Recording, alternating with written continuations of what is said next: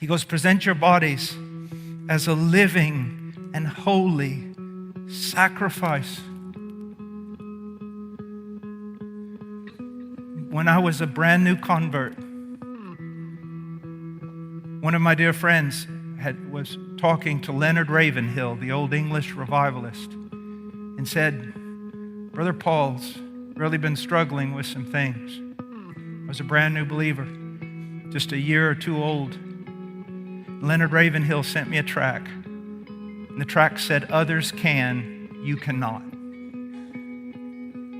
And what that tract basically said was this: yes, others can play with the world, others can walk hand in hand with the world, others can live trivial lives and play trivial games, but if you want to be an instrument of God, you cannot.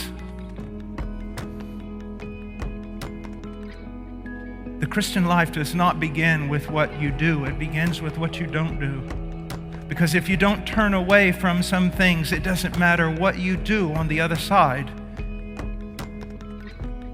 It doesn't matter if you take a shower 5 times a day, if 7 times a day you fall back into the cesspool.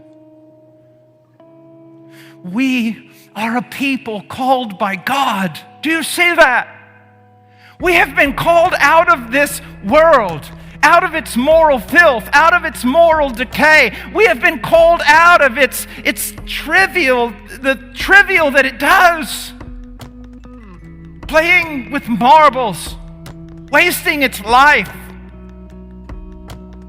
until it finally crawls into the grave, no wiser than when it started.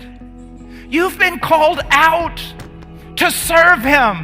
You've been called out for eternity. You've been called out. So come out. The things in your life that are soiling you, the things in your life that are holding you back, the sins that are besetting you, let them go. You say, well, I'm in a holy church. It doesn't matter if you're in a holy church, if you're not a holy person. You say, I'm in a church that is really, really given to the Great Commission. It doesn't matter if you're not given to the Great Commission. You don't fight this war by proxy. You are so special.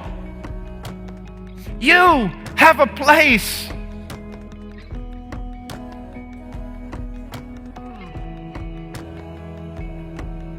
You have a place. Come out. Not just leaving immorality behind, but leaving the trivial behind. So much wasted time. So much looking and looking and looking. No. That's not for you. As wine is to be given for those who have no hope, let those things be given to people who have no hope. But you have hope of eternal life and eternal glory and of eternal purpose. Awake, sleeper, and arise.